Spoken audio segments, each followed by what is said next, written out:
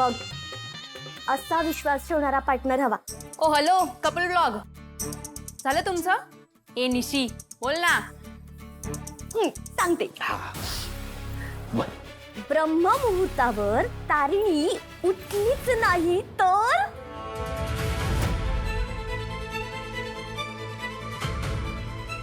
झोपेच्या गोळ्या. क्या बात. मी तुला काय म्हटलं होतं, पूर्ण जगात एकच पीस आहे माझ्या वाट्याला. क्या बात आहे, काय मस्त आयडिया. झोपेच्या गोळ्या. वा. तारिणीला असं पटकन बोलवायचं, ए तारिणी इकडे इकडे इकडे. तुला गंमत दाखवते. तिला सांगायचं आ कर आ, आणि अशा झोपेच्या गोळ्या तिच्या तोंडात कोंबायच्या.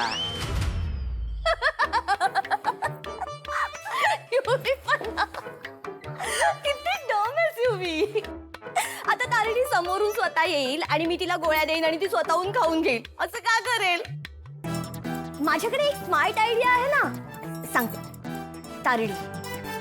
तारिणी अशी शांत झोपलेली असणार. मी हळूच तिच्या जवळ जाणार, एक रुमाल घेणार आणि त्याच्यावर कॉर्नफ्लॉवर टाकणार. कॉर्नफ्लॉवर? हा, अगं ते नाही का, असं बेशुद्ध करण्यासाठी ते औषध टाकतात रुमालावर. क्लोरोफॉर्म म्हणतात त्याला निशी. ठीक. हा बोल काय त्याचं काय. ते मी रुमालाला लावणार आणि मग तो रुमाल तारिणीच्या नाकावर आणि तारिणी बेशुद्ध. क्या बात है. वाह. ईशा इकडे इकडे. आता यापुढे आपलं काम सुरू होणार आहे अगं. अरे आता ती बेशुद्ध झाली ना, मग आपण एक व्हॅन घेऊन यायची किडनॅपिंग साठी तारिणीला. बरोबर. ती व्हॅन घराच्या बाहेर लावायची, तारिणीला उचलायचं, व्हॅन मध्ये भरायचं, तारिणी किडनॅप. बेलसरांना फोन करायचा, हॅलो आम्हाला खंडणी हवी आहे. बरोबर आहे. एक्झॅक्टली युवी. अरे तू बेलसरेंकडे खंडणी मागणार? बेलसरे देणार? अरे आदल्या दिवशी उरलेल्या पोळ्या तुम्ही दुसऱ्या दिवशी सकाळी नाश्त्याला फोडणीला टाकून खाता, तुम्ही देणार? खांडेकरांना खंडणी तुम्ही देणार? युवी प्लीज, तुला नाही आवडली आयडिया तर नाही आवडली असं सांग. आमच्या फोडणीच्या पोळ्या करायची काहीच गरज नाहीये. आणि बाय द वे, दुसऱ्या दिवशी सकाळी आम्ही फोडणीच्या पोळ्या नाही, फोडणीचा भात खातो. हिला समजाव नाही तर माझ्या हातून असं काहीतरी घडेल ना की मी परत जेलमध्ये जाईन, आणि यावेळी मला आनंद होईल जेलमध्ये झालेला. प्लीज काम डाऊन. काय करतोयस? ओके, मी शांतपणे समजवतो. हा. मी हे जे डोकं आहे ना, ते आपल्याला आहेरात नाही मिळत, कळलं का? हे जन्मापासून असतं, ते वापरायचं असतं. तू वापरत नाहीयेस, आणि जर खूप दिवस तू ते वापरलं नाहीस ना तर काय होईल माहितीये का? काय होईल? गंज लागेल. हा, आणि मानेवरून ना ते एक दिवस असं येईल, खाली पडेल, मग जगाला दिसेल बिंडोकनीची. युवी निशी स्टॉप इट. हे बघ युवी, निशी बोलतेय त्यातलं एक मला पटतंय. बघ बघ, तारिणीच्या या पूजेत खंड तर पडायला हवा, म्हणजे कौशिकी समोर तारिणीच्या इमेजचा फियास्को व्हायला हवा. एक्झॅक्टली तेच तर म्हणतेय मी. आजीला खूप विश्वास आहे ना तिच्या तारिणीवर. माझ्या तारिणीमुळे घरावर संकट येणार नाही, एक्सेट्रा एक्सेट्रा. मला तिचा हाच विश्वास खोटा ठरवायचा. एकंदर काय तर पूजेत खंड पाडायचा. अगं पूजा नीट झाली ना, मग आता बारीक सारीक गोष्टींची काळजी करू नकोस. असं होत असतं. जास्त विचार नाही करायचा. अरे बाबा, मी जास्त विचार करत नाही.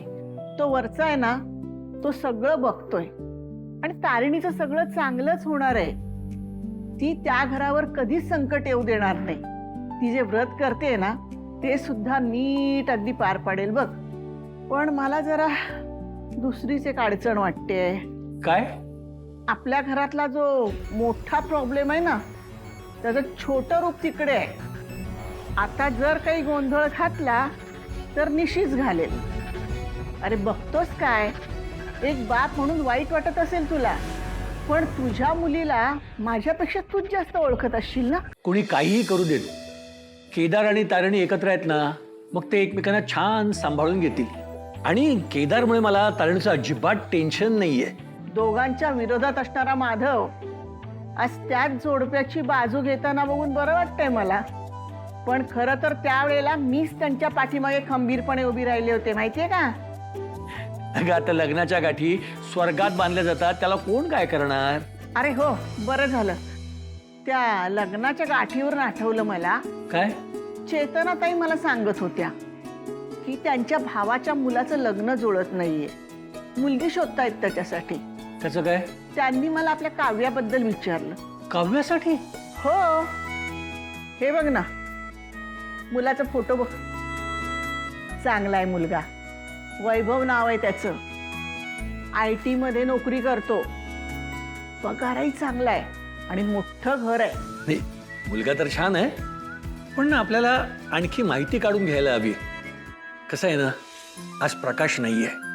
मालतीला असं वाटायला नको की कुठल्या तरी मुलाशी आपल्या मुलीचं लग्न लावून दिलं म्हणून. अरे पण बाप नसला तरी काव्यासाठी किती केलंयस तू. काव्यासाठी पण आणि मालतीसाठी पण. भाची म्हणून नाही रे, मुलगी म्हणूनच सांभाळायस आजवर. अगं म्हणूनच आपली काव्या चांगल्या घरात जायला हवी याची काळजी घ्यायला नको.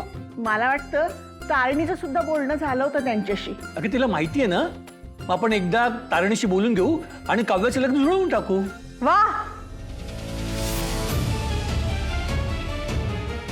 तारिणीशी बोलून माझ्या मुलीचं लग्न ठरवताय आणि मला सांगावंसं नाही वाटत.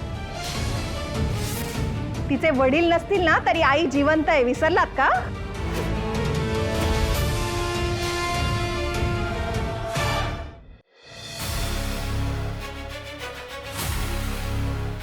जय हिंद मॅम.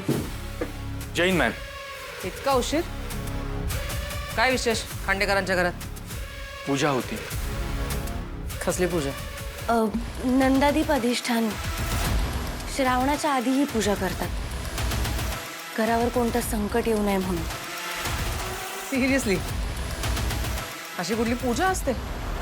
लोक पण काय काय करतील ना, तसा काही नेम नाही. मग तुम्ही सुद्धा रमलात का तिकडेच? नाही, आय अंडरस्टँड, तुझं कुटुंबच आहे ते केदार. इनफॅक्ट तुम्ही अदरवाईज रमलात तर माझं काहीच म्हणणं नाही आहे. माझा प्रॉब्लेम फक्त इतकाच आहे, ऑपरेशन गृहप्रवेश करताना तुम्हाला आधीच लीड मिळाली होती ना की गुन्हेगार खांडेकरांच्या घरातच आहे. इनफॅक्ट तुम्ही युवराज थ्रू गुलाबपर्यंत पोहोचलात सुद्धा. गुलाबने सुद्धा शेवटचं स्टेटमेंट हेच दिलं की तो माणूस तुमच्या जवळच आहे, राईट? मग तरी सुद्धा अजून काहीच का कळत नाहीये? घरात राहून माहिती काढायची म्हटल्यावर थोडी काळजी घ्यावी लागते मॅम.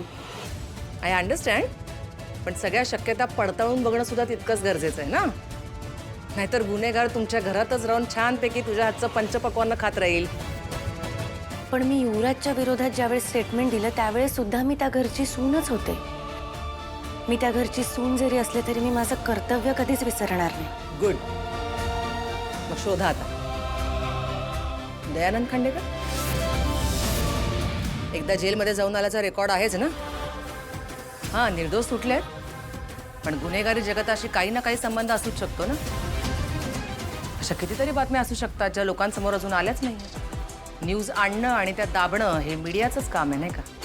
किंवा कौशिकी खांडेकर असू शकते, किंवा आपला कशाशी काहीच संबंध नाही असं दाखवणारी पद्मिनी खांडेकर. युवराजची बहीण ईशा, तिची आई चेतना, एवढी मोठी फॅमिली आहे, एवढे अँगल्स आहेत, तरी सुद्धा अजून तुमच्या हाती काहीच कसं लागलं नाहीये. युवराज सुटला असला तरी आपली काळजी अजून संपलेली नाहीये. नाही नाही नाही, मला नाही वाटत हे प्रकरण इतक्यात संपणार आहे. बॉस, बॉस काय? तारिणी! Fatima, boss, boss. तारिणी बस, सावकाश सावकाश. बरं वाटत नाही तुला? काय होतंय? तारिणी, तिने काही खाल्लं नाही सकाळपासून. काय लहान आहात का तुम्ही? बेसिक काळजी नाही घेतायत का? तारिणी, पाणी पी. तारिणी, बस पण बरं वाटतंय आता? मी ठीक आहे. काळजी घे ना ग स्वतःची.